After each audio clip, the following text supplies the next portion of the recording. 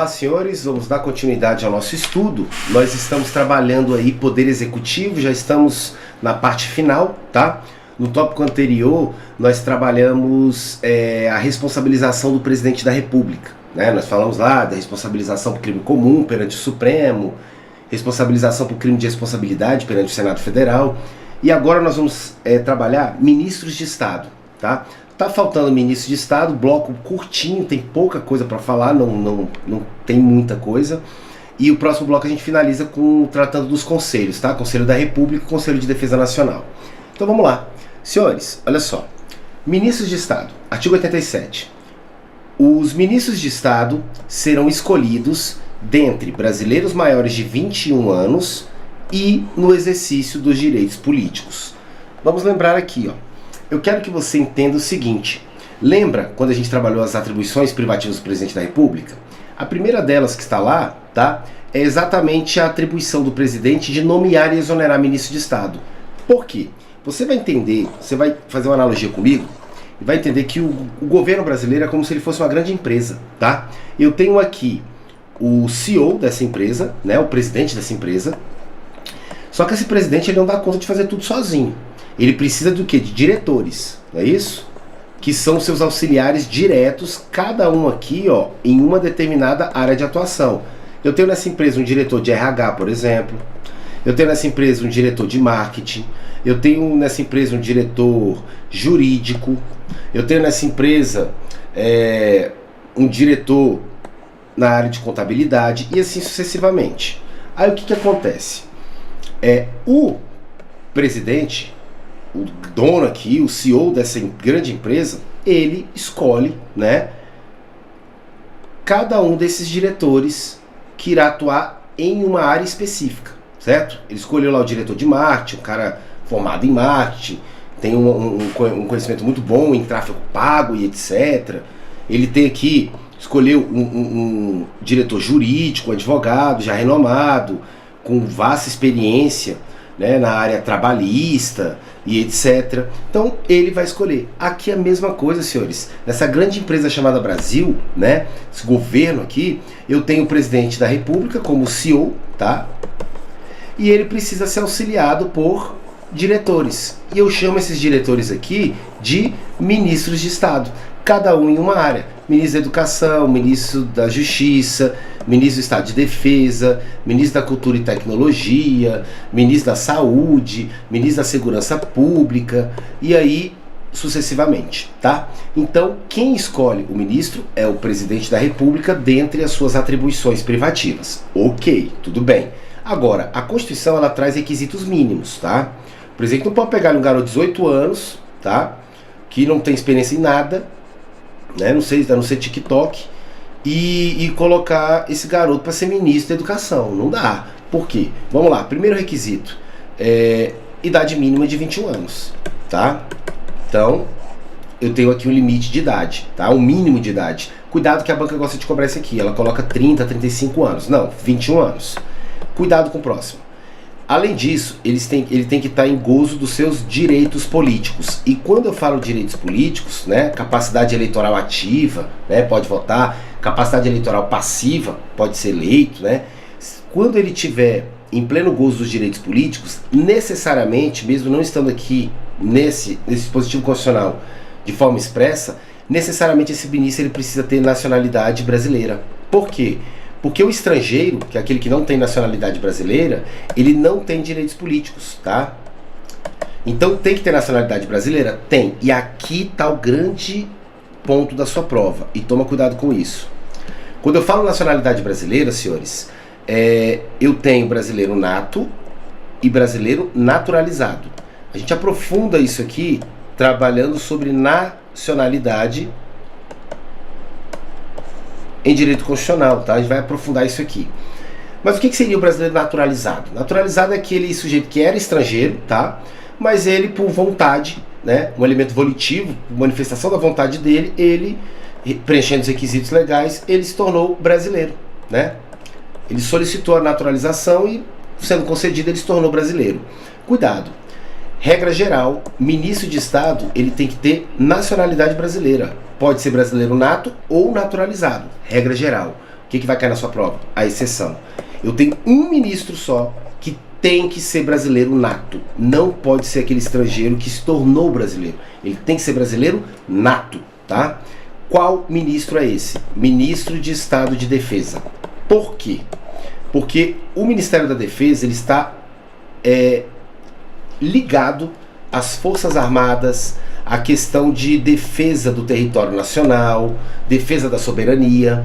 Então, senhores, como o ministro da Defesa ele vai estar aqui vinculado às Forças Armadas, certo? Ele precisa ser brasileiro nato, tá? É uma questão de política, tá? Constitucional, uma questão de política aqui, decisão mesmo, tá? E a Constituição estabelece isso.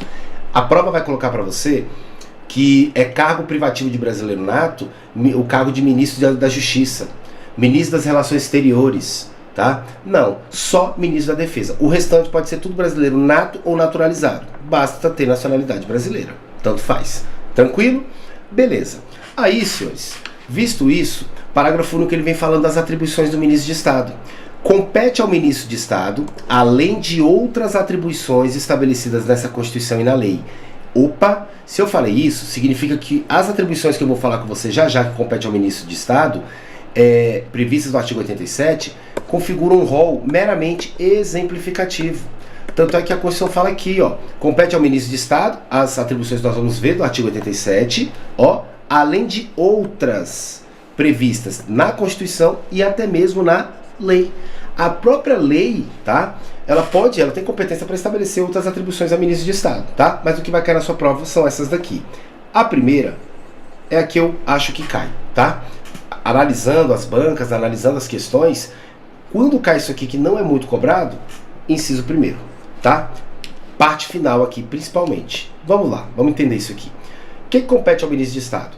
Exercer a orientação, a coordenação, a supervisão dos órgãos e entidades da administração federal na área de sua competência, na sua área de atuação. Olha aqui o exemplo que eu trabalhei com vocês. Vamos para a analogia novamente. Imagine que nessa empresa eu tenho um diretor jurídico. Então, o professor Fernando Curvelo é diretor jurídico dessa empresa. Só que dentro desse setor jurídico, eu tenho o quê? Departamentos. Então vamos imaginar, eu tenho aqui o departamento que trata sobre direitos do trabalho, né? Ações trabalhistas movidas contra a nossa empresa, tá ok? Por ex-funcionários.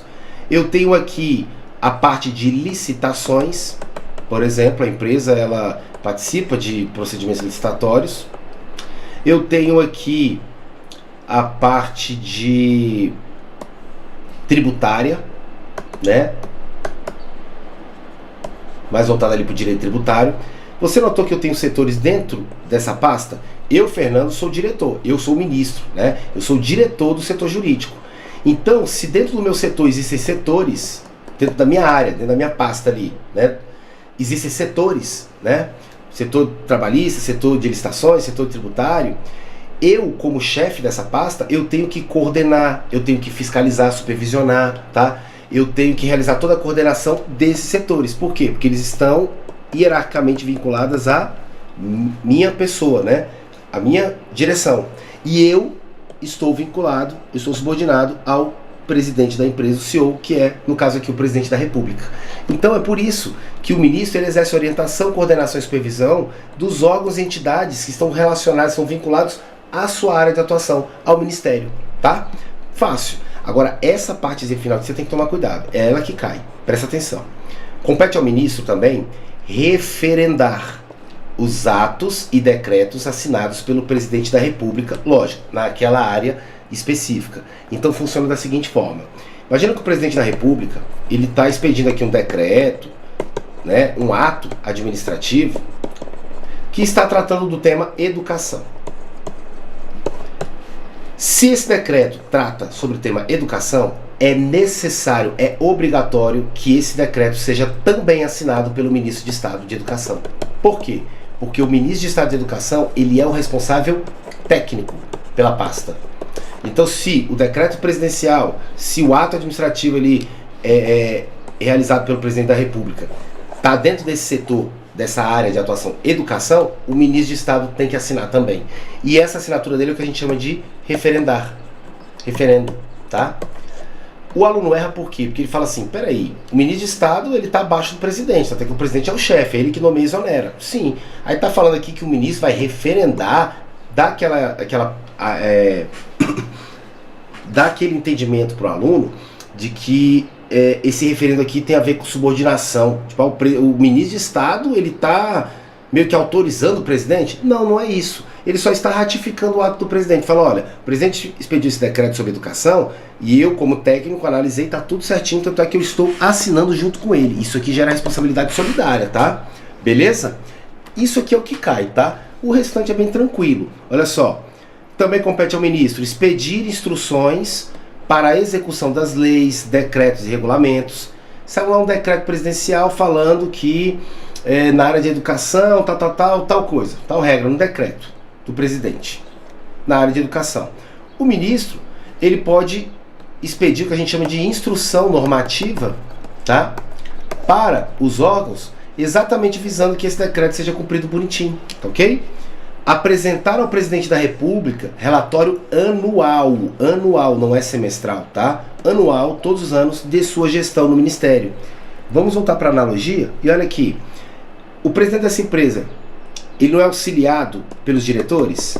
Todos os anos, esses diretores, eles devem fazer um relatório e apresentar para o presidente da empresa, perdão, demonstrando, apresentando ali os índices que foram alcançados. Por exemplo, eu, Fernando, que sou o diretor jurídico, eu apresentei lá para o dono da empresa, o presidente, o CEO da empresa, um relatório mostrando que, graças ao nosso trabalho, nós reduzimos a quantidade de ações movidas ali por ex-funcionários na área trabalhista contra a empresa.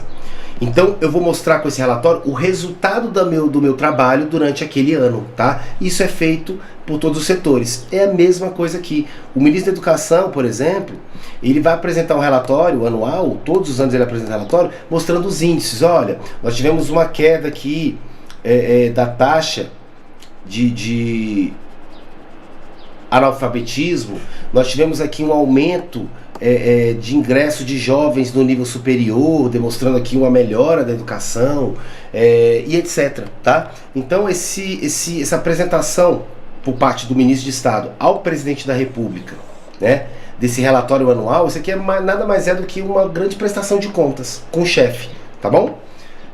Também compete ao ministro praticar os atos pertinentes às atribuições que lhe foram outorgadas ou delegadas pelo presidente da República. O presidente da República deu a missão, cumpra, tá? Cumpra. É isso, praticar os atos, né, relacionados ali às atribuições que foram outorgadas ou delegadas pelo presidente. E lembrem, tá? Dentre as atribuições privativas do presidente, 3 delas podem ser delegadas a ministro de Estado, advogado-geral da União e procurador-geral da República. Ministro de Estado é o que interessa aqui pra gente. Quais são essas atribuições? Decreto autônomo, né? Indulto e comutar penas. E a primeira parte do inciso 25, que é o quê? Prover, não é extinguir, prover cargos públicos.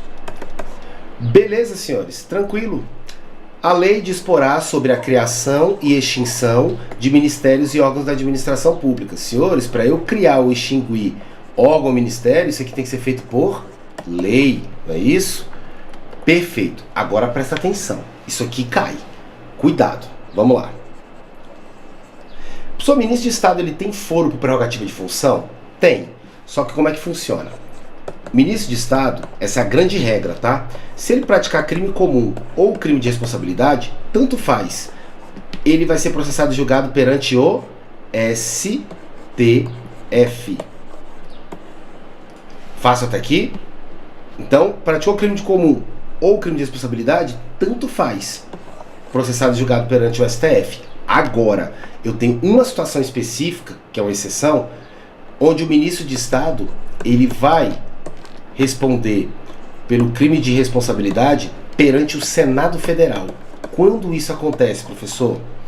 Quando o ministro de Estado praticou crime de responsabilidade conexo junto com o presidente da República. Por que vai para o Senado quando é praticado junto com o presidente da República? Porque o presidente da República funciona assim, ó. O presidente da República, nós já vimos isso, se ele praticar crime comum, STF. Mas se ele praticar crime de responsabilidade, Senado Federal. Ele é processado e julgado no Senado Federal. Como o ministro de Estado, nesse exemplo que eu estou dando, ele praticou crime de responsabilidade, mas foi junto com o presidente da República, conexo, significa que o mais forte atrai o mais fraco. O mais forte ele puxa o mais fraco. É como se fosse um cabo de guerra. Aqui de um lado eu tenho o presidente da República, muito mais forte que o ministro. E aí, se o presidente é o mais forte, a tendência é ele, puxando para cá, ele venha trazer o ministro para o seu lado. Então funciona o seguinte, como a competência para julgar e processar crime de responsabilidade praticado pelo presidente é do Senado Federal, se esse crime de responsabilidade for praticado junto com o ministro de Estado, conexo, junto com eles, né, ministro e presidente, a tendência é que o ministro siga o presidente. Por isso que nesse caso ele vai junto com o presidente ser processado e julgado perante o Senado. Então, se o ministro de Estado praticou sozinho crime de responsabilidade, STF. Agora, se praticou conexo com o presidente da República, aí ele vai junto com o presidente para o Senado. Tranquilo? Fácil? Ótimo. Para finalizar, ministro de Estado versus competência para processar e julgar a ação de habeas corpus. Cuidado, porque olha só, eu tenho duas situações. O ministro de Estado, ele pode ser o que a gente chama de autoridade coautora. O que é isso? É quando o ato do ministro de Estado está violando a liberdade de locomoção, direito de ir e vir de alguém. Então, o ministro de Estado aqui, ele é o vilão, tá? É ele, o ato dele é que está violando a liberdade de locomoção ou está colocando em ameaça a liberdade de locomoção de alguém. Nesse caso, essa pessoa que está tendo a sua liberdade de locomoção violada, ela deve impetrar o habeas corpus aonde? No STJ. Se o ministro de Estado é a autoridade coatora, é ele que está, de algum modo, violando o direito de ir e vir de alguém, liberdade de locomoção, aí é o STJ que vai processar e julgar essa ação de habeas corpus. Agora, olha a diferença. Se o ministro de Estado, ele é a vítima, coitado, o direito de locomoção que está sendo violado aqui é o dele, tá? Então ele é chamado de paciente. Esse ministro de Estado, ele vai impetrar o habeas corpus, tá? Como paciente no STF. Então, olha a diferença. Se é o ministro de Estado quem está violando a liberdade de locomoção de alguém, o habeas corpus tem que ser impetrado no STJ. Se o ministro de Estado, ele é a vítima, ele é o paciente, a liberdade de locomoção que está sendo violada é a dele, aí esse habeas corpus deve ser impetrado no Supremo Tribunal Federal. Beleza, senhores? Tranquilinho? Senhores, com isso nós finalizamos o ministro de Estado. Eu falei que o bloco ia ser bem curto, é só isso, não tem mistério, tá? Próximo encontro nós vamos trabalhar e vamos finalizar Poder Executivo estudando o conselho, tá? Os conselhos da República e o Conselho de Defesa Nacional, tá ok? Esses dois conselhos aí consultivos do Presidente da República. Bem interessante, curtinho também, não tem mistério. E aí a gente finaliza com chave de ouro todo o conteúdo, jurisprudência, doutrina, dispositivo constitucional completo sobre o Poder Executivo para que você possa ser aprovado aí em qualquer prova, o que você desejar, tá bom? Muito obrigado a todos, até o nosso próximo encontro.